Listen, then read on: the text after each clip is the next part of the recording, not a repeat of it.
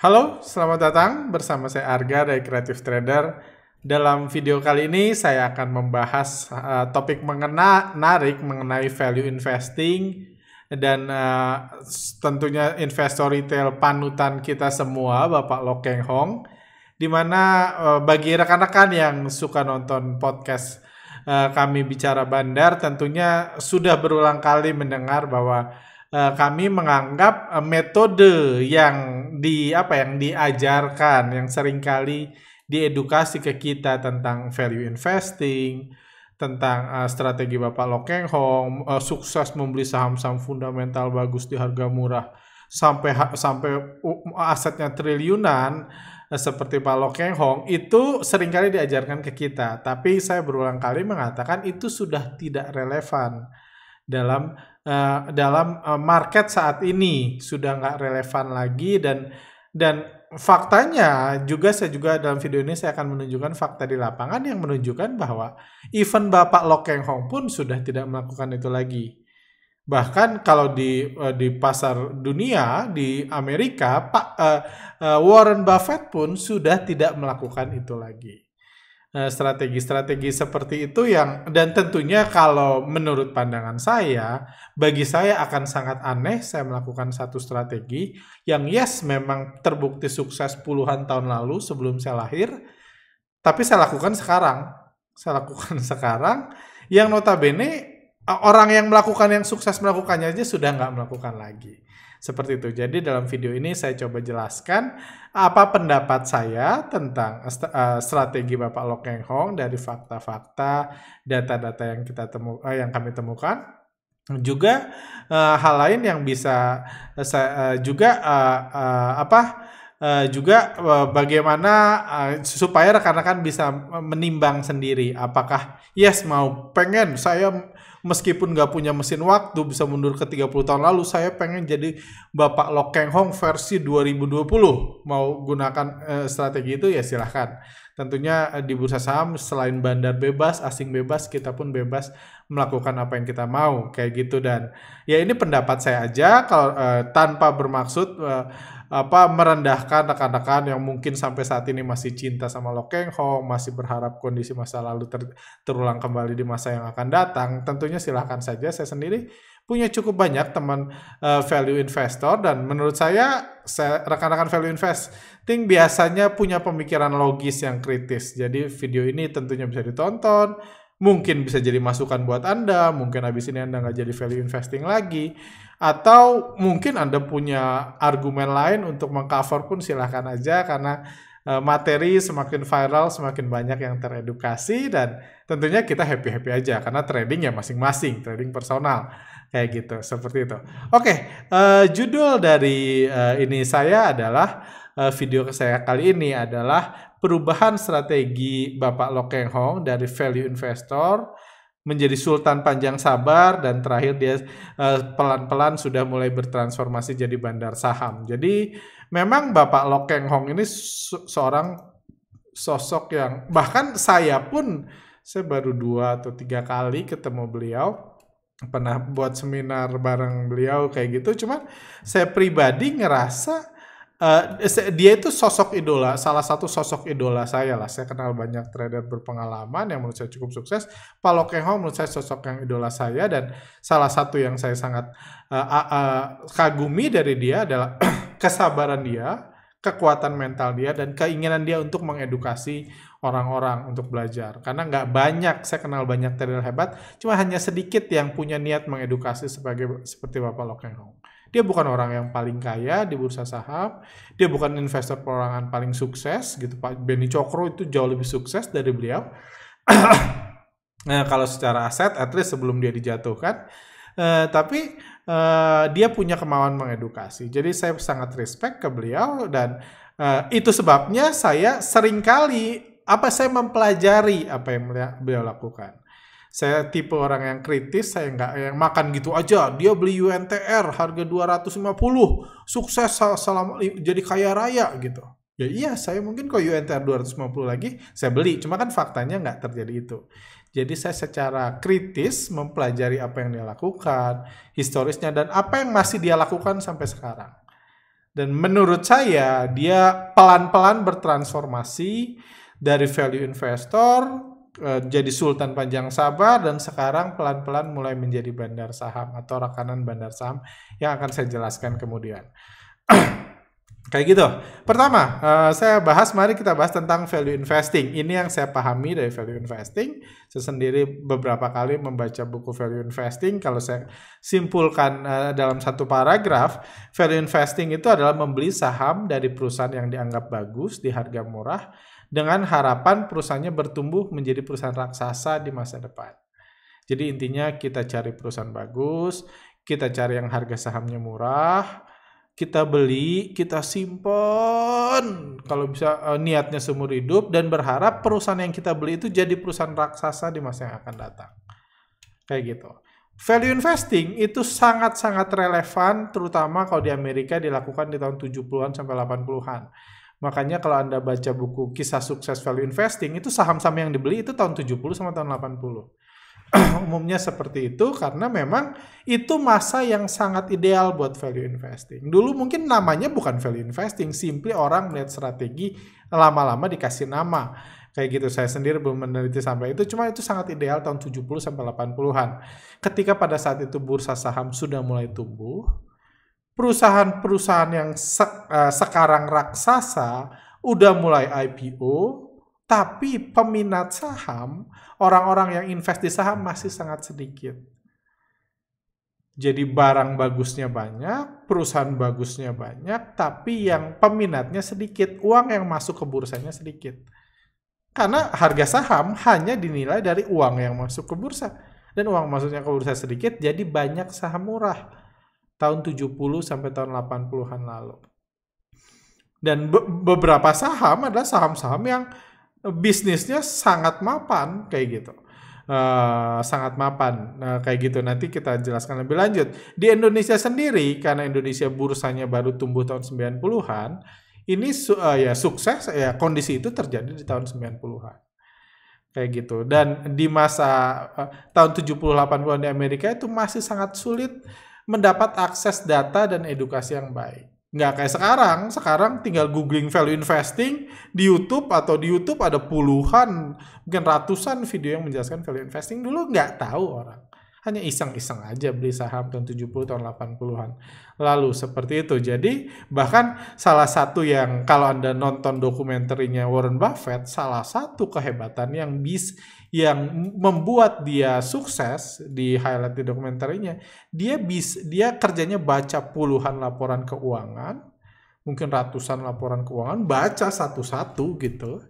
Dia pahami, dia mengerti, dan somehow dia bisa ingat 5-6 tahun ke depan, saya ingat perusahaan ini PER-nya segini, PBV-nya segini, saya baca tahun 72 kayak gitu. Dia bisa ingat itu. Bisa ingat, jadi waduh ini ada perusahaan bagus nih, murah segala macam. Dia masih ingat laporan keuangan yang dibaca 5 tahun lalu, 6 tahun lalu. Itu skill yang membuat Warren Buffett sukses dulu. Sekarang sejenius-jeniusnya orang, dia nggak akan ngehafal laporan keuangan. Ya bodoh namanya orang, di googling aja, mau laporan keuangan mana langsung keluar, mau tahun berapa langsung keluar. Cuma dulu nggak ada Google. Jadi skill mengingat itu penting, yang jadi salah satu kesuksesan Warren Buffett beli perusahaan-perusahaan bagus dulu dan yang jadi perusahaan-perusahaan raksasa. Salah satu yang yang banyak dibahas adalah pembelian Warren Buffett di saham Coca-Cola tahun 80-an. Saham Coca-Cola dia beli $1 billion tahun 80. Minuman yang booming, yang mulai booming di Amerika Serikat, minuman soda yang mungkin kalau mayoritas dari kita sekarang punya mesin waktu, meskipun kita nggak tahu Coca-Cola, kita akan melihat ini potensi yang besar. Perusahaan yang begitu bagus, di harga yang murah, dia beli sampai $1 billion di tahun 88. Kayak gitu. Ini yang membuat Warren Buffett ini di tahun Oktober the largest position in portfolio at the time, kayak gitu 6%, dan remains the biggest holdings today di Oktober 2019 di number 3 spot. di peringkat 3. Jadi dia belinya tahun 88, disimpan terus karena Coca-Cola tambah besar, dia jadi perusahaan raksasa yang ke seluruh dunia. Itu value investing. Pak Lo Keng Hong punya kisah sukses mirip? Ada. Dia ada keuntungan di UNTR dan MBAI yang banyak dibahas. Di UNTR ini artikel beberapa hari lalu di CNBC yang beliau menceritakan tahun 88 Pak Lo Keng Hong membeli UNTR di harga 250-an. Pak Lo Keng Hong menginvestasikan saham ini, sangat percaya dengan konsep value investingnya Warren Buffett. Itu kehebatan lain dari Bapak Lo Keng Hong. Kehebatannya apa? Dia percaya metode value investingnya Warren Buffett di tahun 98. Ketika orang rusuh, ketika orang ini dia udah percaya value investing dan udah beli UNTR di harga 250. UNTR perusahaan bagus, yes, dia anak perusahaan Astra, dia bisnis alat berat dan lain-lain, dan tentunya beli itu sesuatu yang bisa dipahami pada saat itu, dan dia udah tahu Warren Buffett tahun 88. Ketika mungkin banyak dari penonton di sini lahir aja belum. Dia udah beli dan sehingga selama 6 tahun ia tidur dan tidak mengutak-atik UNTR kayak gitu. Ini UNTR ini merupakan momen awal dirinya mengeruk keuntungan besar dari investasi saham. Jadi dia udah invest sejak lama, tahun 88 dia beli UNTR. Di tahun 2004 di harga 15.000 baru dia jual. Ini kehebatan Bapak Lo Keng Hong. Sekarang kalau UNTR 250 lagi, saya yakin dibeli lagi sama beliau. Cuma kan enggak. Kayak gitu kan. Nah, jadi ini karena UNTR akhirnya jadi perusahaan raksasa. Beli ketika mungkin masih kecil, ketika uang di bursa saham masih sangat sedikit pada saat itu. Jadi saham pun kan hanya bisa dibeli dengan uang yang masuk bursa saham. Saham pun dibeli murah, tahun 88 ketika rusuh dia beli dan harganya naik. Momen lainnya adalah dia pernah beli saham MBAI. MBAI itu anak perusahaan Java. Kalau nggak salah saya dengar di mana beliau sendiri ngomong dia beli MBAI ini ketika heboh flu burung, harga sahamnya jatuh, dia beli dan dia beli banyak, dan untungnya setelah dia beli Java pengen merger dan membeli saham MBAI ini didelistingkan. Dan kebetulan Bapak Lo Keng Hong pada ini berita tahun 2012 punya saham MBAI 7,8%. Union Indonesia Venture Limited punya 9,39%, Lo Keng Hong punya 77,8%, sisanya 9,3% investor retail atau publik lainnya. Jadi dia udah kaya raya di tahun 2012 dan kebetulan Java mau mengakuisisi, jadilah dia untung besar. Kalau saya dengar cerita-cerita beliau, mayoritas kesuksesan dia itu ada di dua saham ini. Di UNTR, di mana ketika rusuh dia udah tahu Warren Buffett, udah tahu value investing dan udah percaya. Jadi dia masuk di waktu yang besar kayak gitu. Cuman kita tahu, yes memang Coca-Cola tahun 80-an tentunya mungkin masih kecil, belum global dan jadi raksasa. Kita tahu UNTR mungkin tahun 90-an dia masih perusahaan yang nggak terlalu besar, tapi kita tahu itu perusahaan bagus, anak perusahaannya Astra dan lain-lain, dan dia jadi perusahaan raksasa. MBAI kebetulan dia beli perusahaan ini dan di merger sama Java, dia untung besar kayak gitu. Cuman pertanyaannya, sekarang masih ada nggak saham seperti itu? Sekarang masih adakah saham yang kira-kira kalau Anda pikir-pikir 10 tahun ke depan akan jadi raksasa? Kira-kira ada nggak? Yang akan menguasai, akan jadi saham blue chip di Indonesia, kira-kira ada nggak? Atau disederhanakan? Saya yakin mayoritas dari kita udah lahir 10 tahun yang lalu yang nonton video ini. Kira-kira saham yang 10 tahun lalu kecil, masih perusahaan tiny yang bisnisnya belum jelas, yang sekarang jadi raksasa ada nggak? Kalau Anda punya mesin waktu, mundur 10 tahun yang lalu, saham apa yang Anda beli? Yang dulu kecil kayak Coca-Cola tahun 80, sekarang jadi raksasa. Kalau menurut saya, Yang saya pahami, mungkin rekan-rekan tahu ada saham lain nih, ini dulu kecil banget, sekarang raksasa, sekarang market cap-nya udah gede banget, sahamnya udah terbang tinggi. Mungkin bisa taruh di kolom komentar. Cuman yang saya tahu, di bursa kita, saham yang 10 tahun lalu, perusahaan-perusahaan yang sekarang raksasa dan 10 tahun lalu masih kecil, itu semuanya perusahaan IT. Karena zaman berubah.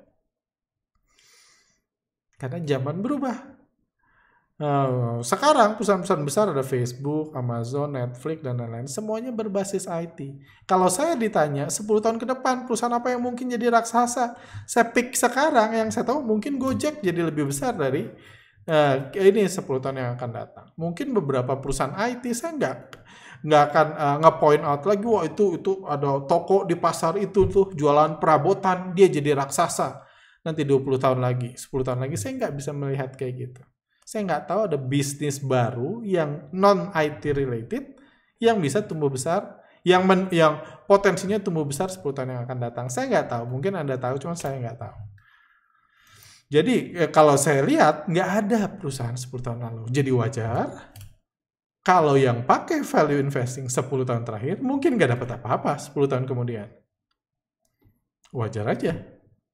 Karena memang ya satu sukses, mungkin Pak Lo Keng Hong, sisanya apakah sisanya bisa 1/10 aja kesuksesan Pak Lo Keng Hong? Mungkin enggak. Karena memang 10 tahun terakhir, saya udah trading 10 tahun lalu, saya nggak tahu perusahaan apa yang dulu kecil sekarang dibeli jadi raksasa. Yang dulu digoreng-goreng sekarang delisting banyak. 10 tahun lalu kayak gitu. Cuma yang dulu kecil sekarang jadi raksasa, yang saya bisa bilang nggak nyangka nih perusahaan segede gini. Nggak ada kalau saya. Bahkan kalau ini saya ada grafik, ini Januari 2010. Ini nilai perusahaan terbesar di dunia. Januari 2010, 10 tahun lalu, belum terlalu lama. Pertama PetroChina, kedua ExxonMobil, ketiga Microsoft, keempat ICBC, Bank China, kelima Walmart, CCB, BHP Billiton, HSBC, Petrobras, Apple. Apple masih di sini. Ini Januari 2010. Dari sisi market cap. Nah, hanya 10 tahun yang lalu. Ini April 2019. Kita lihat Microsoft, Apple, Amazon, Google, Berkshire Hathaway, Facebook, Alibaba, Tencent, Johnson & Johnson, JP Morgan. Jadi yang nyisa hanya perusahaan berbasis IT, ini 10 besar, perusahaan finansial, dan ini satu consumer, beda sendiri ini bulan April Johnson & Johnson. Alibaba, ini Tencent, ini perusahaan IT. Dan kalau kita ngobrol sama orang ini perusahaan IT yang sama akan diprediksi akan semakin menguat 10 tahun yang akan datang. Saya pun berpendapat seperti itu. Jadi kalau gitu ya kita beli perusahaan IT. Oke.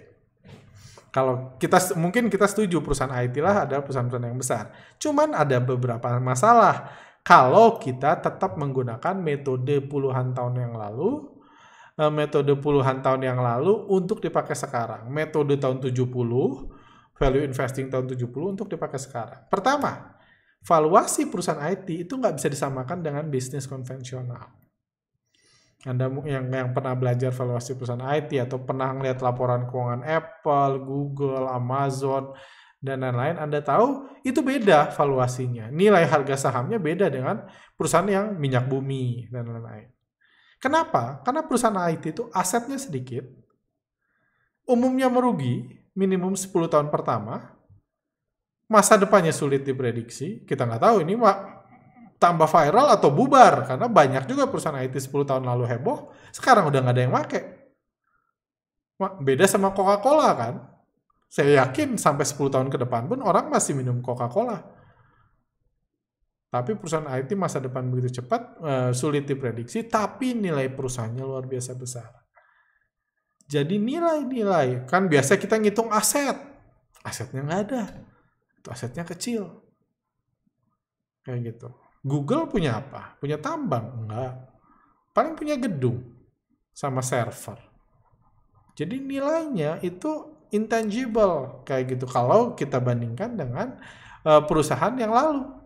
perusahaan-perusahaan zaman dulu ya, perusahaan-perusahaan besar yang 10 tahun lalu masih perusahaan-perusahaan terbesar seperti PetroChina, ExxonMobil, ICBP, Walmart, kayak gitu. Ini kan perusahaan-perusahaan besar di seluruh dunia, cabangnya di mana-mana, uangnya banyak, minyaknya banyak, beras PetroChina seperti itu, ExxonMobil seperti itu. Jadi itu metode yang sama nggak bisa dipakai. Bahkan ini satu headline menarik saya dapat beberapa hari yang lalu, Zoom sekarang ini worth more than ExxonMobil. Zoom yang baru heboh di masa pandemik ini nilainya udah lebih tinggi dari ExxonMobil. Pertanyaannya, kalau kita hitung aset Zoom itu apa? Saya sendiri bingung kan. Apa ya, saya tahu saya make sih gitu. Saya make, tadi sore saya meeting pakai Zoom. Cuma asetnya apa nih? Kalau dia tiba-tiba down, ada nggak nilainya Zoom itu? Kalau tiba-tiba Google buat yang lebih bagus dari Zoom, ada nggak nilai Zoom itu? Itu pertanyaan yang misteri. Tapi nilainya lebih besar dari ExxonMobil yang 10 tahun lalu masih peringkat kedua. Gila banget. Jadi kita nggak bisa menganggap bahwa semua menggunakan metode yang sama, metode puluhan tahun lalu, 30 tahun lalu untuk perusahaan-perusahaan IT. Dan lebih parahnya lagi, kalau dari yang saya amati, value investing di era modern itu sebenarnya perannya udah dipakai sama venture capital. Membeli perusahaan-perusahaan kecil, perusahaan-perusahaan IT umumnya, yang IT related, kecil, dan berharap jadi the next Gojek. Yang berharap the next Uber, the next Facebook, the next Netflix. Itu makanannya venture capital sekarang. Perusahaan IT sekarang nggak butuh lagi pendanaan publik melalui IPO. Jadi sahamnya nggak akan ada. Di awal-awal ketika dia dari kecil mau jadi raksasa, nggak ada. Karena udah ada venture capital, ngapain repot-repot IPO. Persyaratannya banyak, harus untung, harus ini, kita rugi terus kok. Bahkan 5 tahun ke depan pun kita masih berpotensi rugi. Perusahaan IT ngapain IPO? Di sisi lain, saya kenal teman saya yang kerjanya meeting sama venture capital. Di Jakarta aja ada banyak venture capital. Ini salah satu contohnya. Gojek belum IPO. Belum pernah untung. Bahkan nggak kebayang saya ruginya berapa banyak. Tapi ini yang punya. Punya saham Gojek sekarang. Yang jadi venture capital yang nge-input dana ke Gojek. Ada Sequoia Capital, ada Rakuten, ada Northstar Group, ada KKR, ada Capital Group, ada Tencent Holding, Temasek Holding, Astra International, JD.com, Google, Blibli. Ini yang punya Gojek sekarang. Sebelum di IPO, sahamnya udah dibagi-bagi sama raksasa-raksasa ini. Kita boleh punya mindset, ini kan boleh punya pemikiran revolusioner. Seperti Bapak Lo Keng Hong tahun 90 ketika melihat UNTR. Saya mau beli saham Gojek, saya percaya ini menjadi the next big thing ke depan. Saya mau beli, nanti 20 tahun ke depan, ini akan jadi raksasa, ini jadi pensiun saya. Boleh punya itu. Boleh punya pemikiran itu. Masalahnya satu, sahamnya nggak dijual. Sahamnya nggak dijual. Yang punya pemikiran gitu bukan cuma kita, raksasa-raksasa pun punya. Cuma mereka punya duit, jadi bisa beli Gojek sekarang. Terus kapan Gojek IPO? Gojek akan IPO ketika raksasa-raksasa ini mau profit taking. Gue udah beli nih, duit gue udah dibakarin Gojek nih 7 tahun terakhir. Sekarang gue mau IPO. Supaya apa? Supaya publik bisa beli. Kenapa dia pengen publik beli? Karena gue mau jualan. Itu aja. Gue mau jualan. Kita publik bisa beli. Itu tujuannya. Nah, gue jualan, mereka bisa keluar, karena untung mungkin enggak, kayak gitu. Tapi nilainya kan besar. Oke, kalau kita balik lagi 10 tahun lagi, dalam 10 tahun terakhir, ini saya list 10 saham-saham dengan market cap terbesar. Umumnya bertahun-tahun ini aja. 10 tahun terakhir, ini aja saham-saham dengan market cap terbesar di IDX. Ini saya ambil tadi sore. Dalam 10 tahun terakhir hanya ada 2 saham yang nilainya naik signifikan dan masuk kategori saham blue chip. Ada Tepia, ada BRPT. BCA kita kenal, BRI, Unilever, BMRI, Telkom, KLBF, Indofood, GGRM, Cepin, dan lain-lain. Ini perusahaan raksasa yang 10 tahun lalu pun udah jadi raksasa. Not a big news gitu, ini jadi raksasa, mereka market leader, marketnya besar, dia raksasa, 10 tahun pun raksasa. Pertanyaannya ada nggak? Kalau perusahaan yang dulu kecil jadi raksasa, kalau dari market cap ada. Ada Tepia, ada BRPT. Ini 10 tahun lalu nggak besar. Tapi ada cerita menarik di balik kenaikan saham ini. Saham ini dua-dua dimiliki oleh bapak yang satu ini. Bapak Prayogo Pangestu. Pak Prayogo Pangestu dua-dua dimiliki oleh ini. Jadi siapa yang jadi paling kaya dengan kenaikan Tepia dan BRPT itu Bapak Prayogo Pangestu. Dulu ini saham yang nggak liquid terus diterbangkan. Kenapa? Karena memang saya pernah bahas di Instagram, karena memang buat konglomerat untuk tambah kaya itu nggak perlu kerja, tinggal ngegoreng saham. Naikin aja saham gua. Perusahaannya harus bagus. Enggak lah, bandar mah bebas. Anda tahu nggak? Di sini kita lihat hari ini market cap BCA itu hampir 2 kalinya BRI. Kenapa? BRI untungnya lebih besar, cabangnya lebih banyak, asetnya lebih banyak. Kenapa BCA hampir 2 kali lipat? Karena ada yang pengen jadi tambah kaya. Kan gitu aja. Saham BCA gue banyak, mau gue goreng, jadi gue bisa masuk peringkat Forbes. Yang punya BCA peringkat 1, Pak Prayogo Pangestu ini sempat masuk 5 besar. Ngapain mereka? Ya cukup naikin aja saham Tepia sama BRPT. Salah yang enggak lah, perusahaan-perusahaan dia. Kayak gitu. Jadi beberapa waktu yang lalu saya dengar satu cerita menarik. Jadi ini jeda sekitar 6 bulan di Jakarta. Saya cerita dikit. Jeda sekitar 6 bulan. Pertama, saya waktu itu jeda sekitar 3-4 bulan. At one point saya ngadain workshop khusus buat salah satu fund manager besar di Jakarta, di Indonesia. Fund manager besar, terus kalau fund manager itu trading itu ada yang namanya dealer, ada yang namanya analis. Saya ngajar dua-duanya. Dealernya saya ajar. Apa itu? Dealer itu yang mutusin buy sell, yang atur trading strategi itu dealer. Analis itu yang milihin saham. Pilih saham ini, dia boleh, dan saham harus punya alasan. Jadi dia yang harus ngarang alasannya. Kenapa rekomendasikan saham BRI? Kenapa rekomendasikan saham BRPT? Dia harus cari alasan. Terus waktu itu ketika break makan siang, saya ngobrol salah satu analisnya. Dia bilang, aduh gila, gue udah pusing banget nih harus pakai analisa apa lagi nih untuk merekomendasikan Tepia sama BRPT. Ini udah blue chip, market cap-nya besar, cuman saya udah bingung nih. Udah pakai model valuasi segala rupa, tetap nggak masuk, saya udah bingung. Itu satu sisi. Oke, saya cuma ketawa-ketawa aja. Ya oke, itu tugas dia kan, cari alasan. Dia cari alasan fundamental, karena fundamentalnya nggak berubah. Cuma harganya aja yang naik terus. Kayak gitu. Di satu sisi, di satu sisi, karena kalau kita lihat perusahaan ini contohnya, ini saya tampilkan sederhana aja. Ini nilai Tepia. Tahun 2015 dia 11 triliun market cap-nya. Dia revenue-nya 19 triliun. Market cap-nya 11 triliun, net profit-nya 363 miliar. Tahun 2016 dia dinaikin jadi 67 triliun. Income-nya pun naik jadi 4 triliun. Oke lah, ini naik besar, income naik. Tapi ternyata mungkin ketagihan. Aduh, enak juga ya jadi tambah kaya kayak gini. Dinaikin lagi tahun 2017 jadi 107 triliun market cap-nya.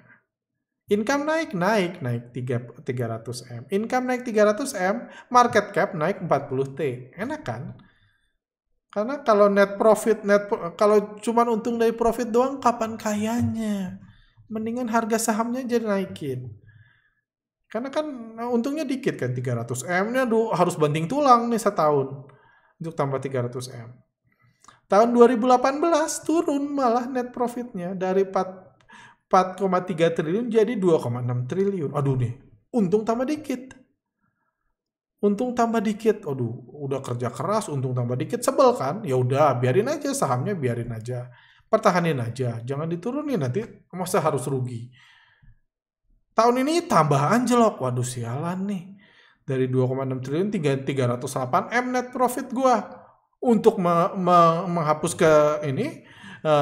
menghapus kesedihan, dinaikin aja supaya perusahaan gue profit boleh tambah kecil, tapi gue pengen tambah kaya, jadi perusahaannya naikin jadi 185 triliun. Kalau kita lihat 2015 nilainya 11 triliun, profitnya 363 miliar.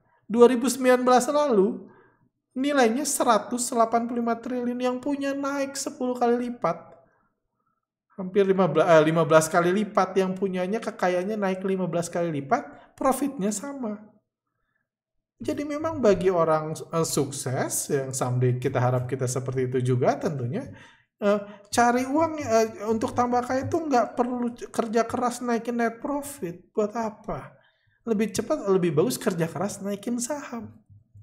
Lebih enak. Bahkan laba turun 90%, sahamnya gue naikin lagi, nggak apa-apa. Pernya di sini 31 mahal, 16 murah, 24, 40, 300, sekarang minus 480. Nggak masalah.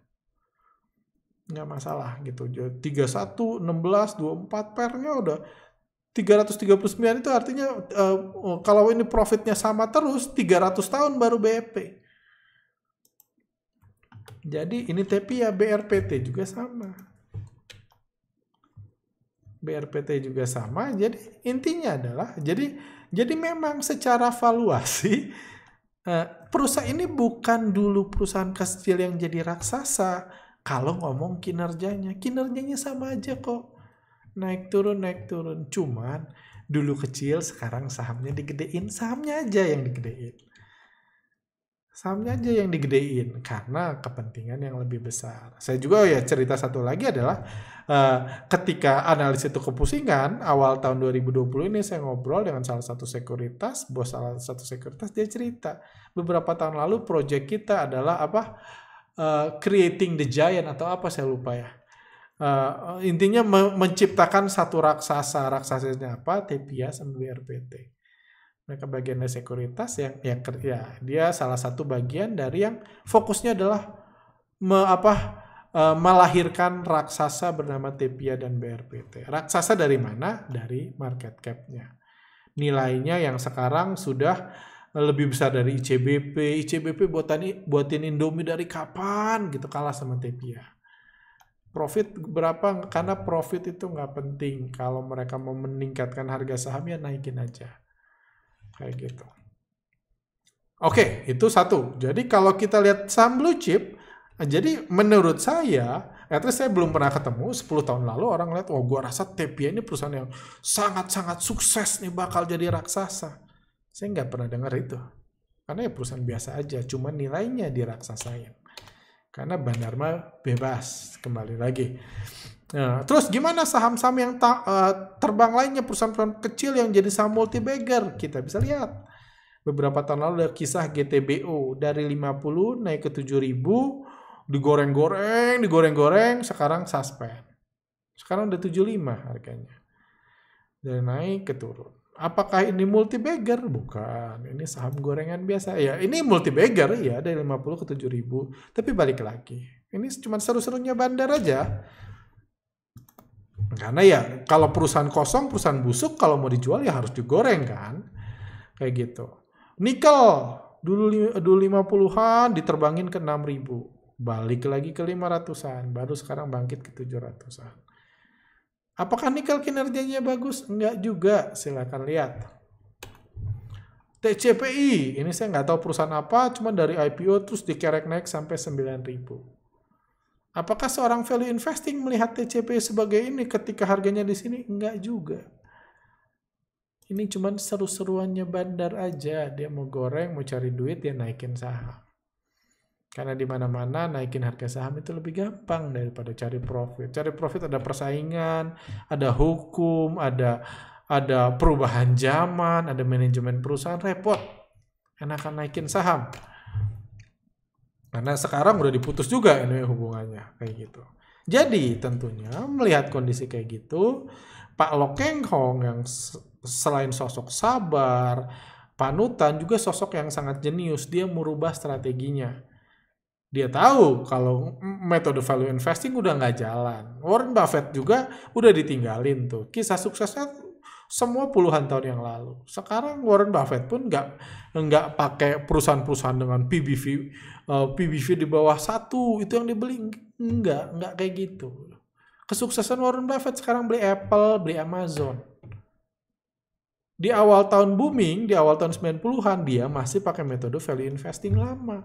Wah, ini perusahaan gak jelas, makanya dia ngotot gua nggak beli perusahaan IT. Tapi dia sadar zaman berubah, gua nggak bisa pakai metode yang sukses puluhan tahun lalu, pakai sekarang nggak bisa. Sekarang portfolio utama Warren Buffett itu di Apple, Berkshire Hathaway itu di Apple. Jadi perusahaan IT. Dia perusahaan IT beli Apple ketika harga murah, enggak juga. Ketika dia udah ngeluarin iPhone, harganya udah terbang, udah jadi perusahaan nomor 1 dunia, dia beli. Kayak gitu. Pak Lo Keng Hong karena di sini mungkin nggak ada perusahaan IT, dia berubah jadi Sultan Panjang Sabar. Strategi dia. Apa itu strategi Sultan Panjang Sabar? Ini yang jadi kesuksesan Pak Lo Keng Hong, salah satunya di saham bumi. Dia lakukan contohnya di saham bumi, di mana caranya adalah at one point Anda beli saham, kalau turun average down. Turun average down lagi. Turun average down. Terus sampai kapan? Sampai Anda harus jadi sultan dan harus jadi panjang sabar. Anda tunggu terus average down sampai suatu hari bandarnya bosan. Bandarnya bosan, akhirnya dinaikin juga. Karena gua nggak akan pernah keluar. Strategi ini sukses di bumi bagi yang udah sering ikutin cerita-cerita Pak Lo Keng Hong. Kita tahu dia udah merekomendasikan dan mengaku beli saham bumi ketika harga sahamnya 1000 dan masih punya ketika harga sahamnya diturunin sampai 50 terus average down, dan ketika 500 keluar berita bahwa dia udah untung besar. Ada ceritanya di website kami, silakan baca artikelnya kayak gitu. Jadi itu yang dia lakukan. Tapi tentunya ini bukan satu-satunya kisah sukses. Ya, ini sukses yang kita tahu bumi. Tapi ada beberapa saham yang beliau lakukan itu ya delisting sekarang, beberapa perusahaan batu bara ya yang mungkin enggak bagi yang namanya sultan kan tentunya uangnya nggak ada serinya. Kayak gitu. Strategi Sultan Panjang Sabar ini masih terus dilakukan Pak Lo Keng Hong sampai sekarang di PTRO, MBSS, GJTL yang saat ini masih terus di average down. Dia beli saham contohnya ini PTRO, ini transaksi PTRO dari Pak Lo Keng Hong di saham PTRO. Ini 7 Februari 2018 dia jual terus ini 14 Mei dia beli 58.000 lot, dia beli 62.000 lot, dia beli 613.000 lot, dia beli terus. Dia terus beli sampai 26 Oktober lalu pun beberapa hari yang lalu dia beli saham PTRO. Jadi Lo Keng Hong pernah beli terus, dia sabar. Harga PTRO naik enggak, turun. Dia awal beli di sini turun. Agustus dia beli lagi banyak. Dia udah turun, ini panjang sabar kan, naik enggak diapa-apain, turun lagi, enggak diapa-apain, naik lagi, enggak diapa-apain, turun dia beli. Turun dia enggak beli sama sekali. Di sini dia di November 2000 ini misalnya kita lihat di November 2019 gitu. November 2019 dia beli lagi. Di Januari Februari 2020 sebelum market crash dia beli lagi. Januari Februari 2020 dia beli lagi di sini. Dia terus beli. Pas market crash Maret dia sempat beli, nggak banyak juga. Dia bulan Maret dia beli. Ketika market crash dia cuma beli di sini 95 lot, beli 330.000 lot, beli 325.000, beli 700, lumayan lah 700.000, terus dia beli lagi. Dia Sultan Panjang Sabar. Jadi kunci kesuksesan strategi Sultan Panjang Sabar ini adalah duit yang nggak pernah habis. Itu salah satu kunci yang ya mungkin beliau bisa. Cuman kenapa saya nggak ikut strategi ini? Karena saya nggak punya duitnya. Saya nggak punya duit yang untuk di 2.700 beli, di 800 tetap ngeborong. Habis beli ini di sini ngeborong, di sini ngeborong lagi. Di sini ngeborong lagi, di sini ngeborong lagi. Sampai Oktober pun dia tetap beli. Jadi inilah strategi Sultan Panjang Sabar. Oktober kemarin dia beli lagi seperti itu. Dia ngumpulin.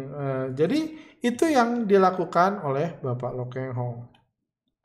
Yang dilakukan oleh Bapak Loh Keng Hong itu melakukan pembelian seperti itu. Jadi inilah strategi dia, strategi Sultan Panjang Sabar. Strategi ini juga dilakukan di saham MBSS yang harganya terus turun juga. Dan dari kenalan saya yang cukup dekat dengan Pak Loh Keng Hong, katanya sedang dilakukan juga di GJTL. Cuman karena GJTL kepemilikannya nggak sampai 5%, jadi recordnya nggak ada. Kalau di atas 5% kayak MBSS, PTRO ada recordnya nih. Setiap beli dia ada recordnya. Beli-belinya kayak gimana. Seperti itu. Oke, itu jadi kuncinya jadi ketahanan mental. Kunci sukses Pak Loh Keng Hong adalah ketahanan mental dan mungkin modal kayak Sultan yang panjang sabar. Cuma mungkin dengan berubahnya zaman Pak Loh Keng Hong dan tentunya Pak Loh Keng Hong tentunya umur bertambah. Mungkin dia nggak ngerasa strategi Sultan Panjang Sabar itu udah masih relevan buat dilakukan. Masih dia lakukan anyway sampai Oktober lalu. Cuma dana yang lain mungkin dia sudah alokasikan yang lain. Apalagi dia lihat Warren Buffett pun sudah berubah banget. Sosok panutan dia, Warren Buffett sekarang ngegoreng saham IPO kayak gitu kan. Ikut goreng-goreng saham IPO. IT lagi beli perusahaan emas dan lain-lain. Jadi Warren Buffett aja udah berubah, jadi beliau pun ikut berubah. Dan salah satu langkah jenius selanjutnya adalah dia jadi rekanan bandar atau brand ambassador. Brand ambassador bandar di saham apa? Saham BMTR. Jadi ini menarik, Pak Loh Keng Hong beli saham BMTR itu dia beli di harga 200, belinya nggak kira-kira 942 juta lot. Dia beli di harga 200-an di awal ini. Setelah dia beli, tiba-tiba harganya di auto reject atasin dan keluar berita ini. Beliau lagi foto-foto dengan Pak Haritanu. Beliau lagi senyum-senyum. Beliau mengatakan bahwa saham BMTR ini fundamentalnya bagus, valuasinya murah, dan lain-lain. Which is nggak salah. Saya rasa ini sesuatu yang kalau dia bilang bagus ya itu hak beliau kan. Kayak gitu hak beliau. Jadi harga sahamnya terbang tinggi, terbang. Jadi dia beli di sini. Belinya dari siapa? Dari kemungkinan dari grupnya yang pasti bukan di pasar reguler. Dia beli sekaligus 942 juta lot bukan di pasar reguler, dari pasar nego, dari pemain besar lainnya. Siapa itu nggak diberikan informasinya, tapi dia langsung beli di harga bawah. Artinya apa? Dia sudah jadi brand. Kenapa dia dikasih di harga bawah? Karena Pak Loh Keng Hong mau dijadikan sebagai brand ambassador. Menurut saya ini sangat wajar menjadikan beliau sebagai brand ambassador karena kalau ngomong follower ya beliau followernya paling banyak. Dan ini kan zaman modern kan. Jadi tentunya sangat wajar ketika pihak-pihak tertentu mau jualan saham, dia memilih artis untuk jadi ambasador mereka. Supaya apa? Jadi artisnya menggunakan produknya, mengatakan produknya bagus. Supaya apa? Supaya penjualan sahamnya laku, penjualan barangnya laku keras. Dan kurang lebih itulah yang terjadi di BMTR. Dan tentunya apa? Sekarang Pak Loh Keng Hong sudah ada hubungannya dengan sudah menjadi rekanannya bandar. Ini transformasi terakhir. Pak Loh Keng Hong sudah jadi rekanannya bandar yang membantu melariskan BMTR. Tentunya meskipun dia beli di harga 200, ketika harga sahamnya diterbangin dia nggak boleh jual. Karena lu bagian dari kita, ada deal-dealnya tentunya. Kenapa dia bisa beli di harga 200? Ada dealnya. Salah satu yang sangat wajar ya lu nggak boleh jualan. Lu brand ambassador, gua duluan yang jualan.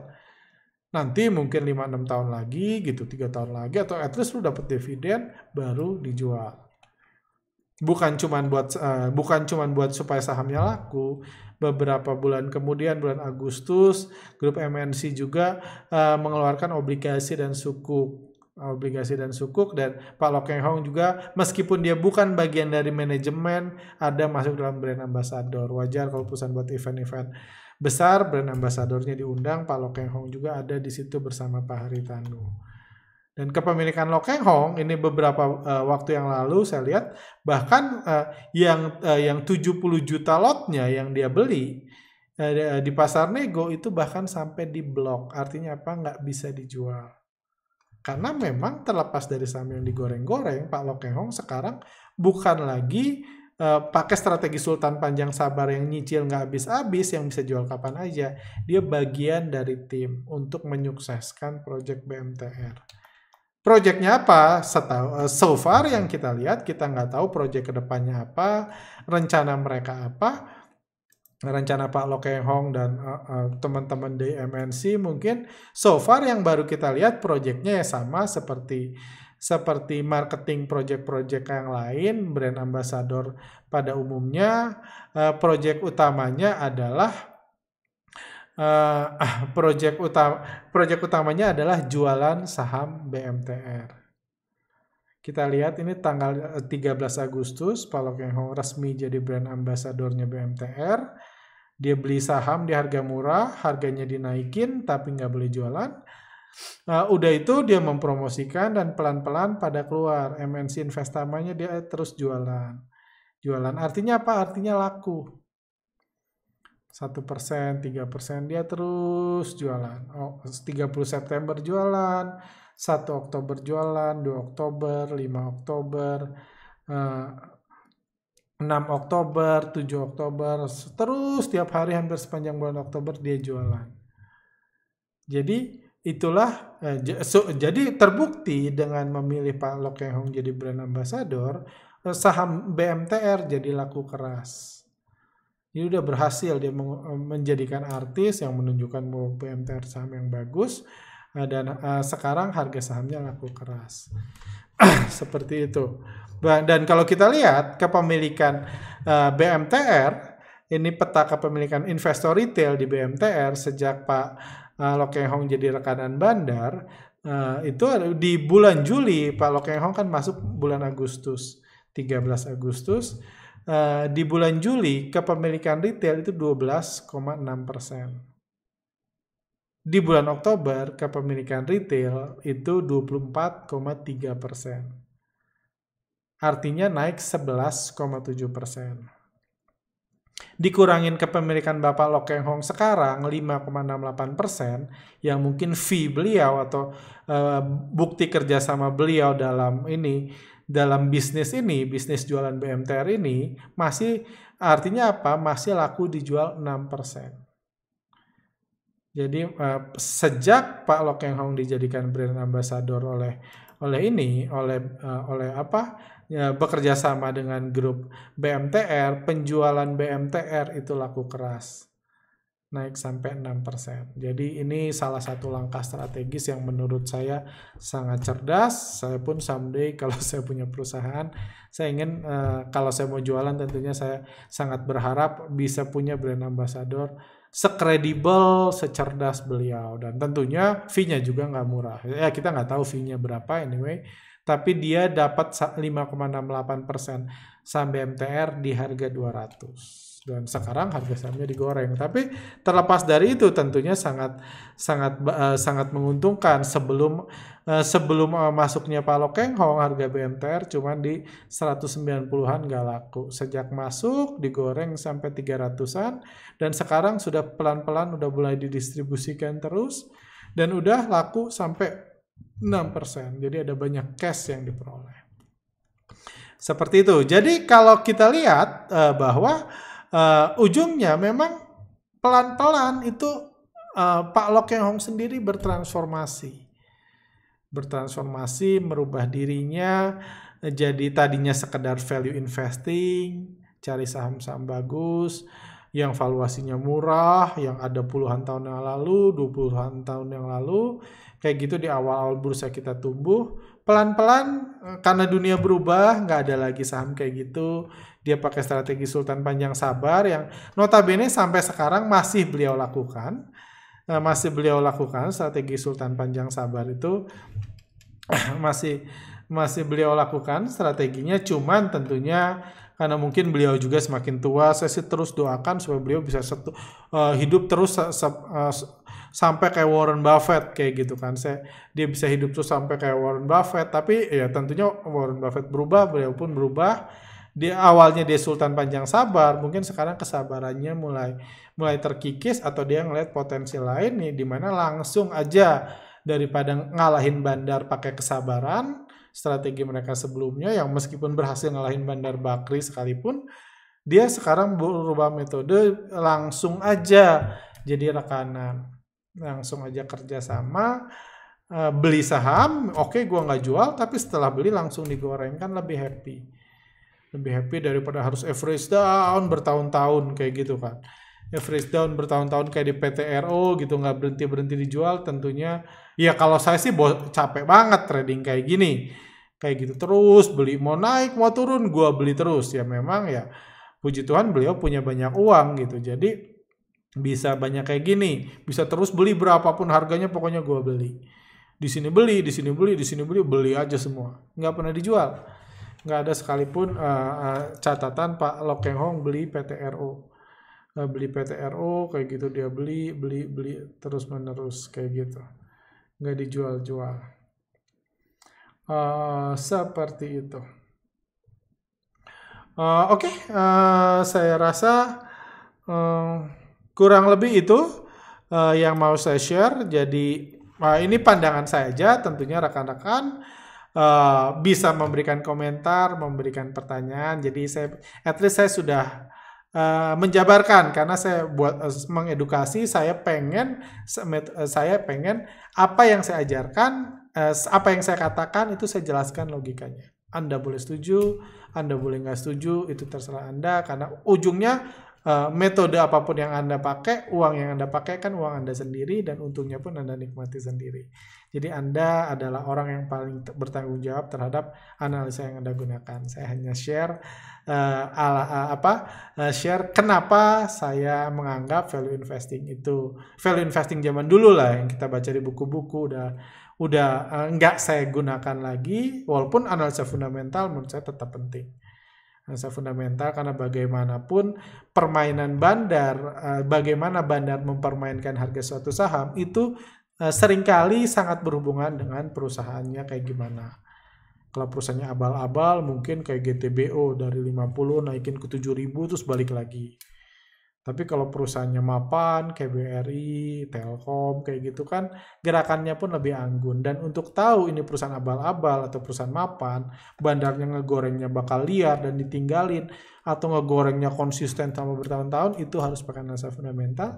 Jadi saya sendiri masih pakai analisa fundamental. Cuman saya pribadi nggak percaya masih ada banyak kesempatan untuk beli saham MBA, UNTR di 250 kalau Keng Hong, atau Coca-Cola di tahun 80-an, saya sendiri nggak ngelihat ada kesempatan itu sekarang 10 tahun atau 20 tahun ke depan, apalagi beli perusahaan raksasa dengan PBV di bawah 1, karena menurut saya bagi mereka yang mau fokus di situ, mungkin lebih baik buat venture capital daripada ngeliatin laporan keuangan, ngumpulin duit. Kita berburu ke lapangan, jadi venture capital, cari perusahaan-perusahaan IT yang mungkin akan jadi the next big thing 5-10 tahun ke depan, seperti Gojek, OVO, Tokopedia, Bukalapak, dan lain-lain. Oke, seperti itu aja dari saya. Silahkan like kalau Anda suka, dislike kalau nggak suka. Jangan lupa komentarnya kalau Anda punya pendapat. See you next time.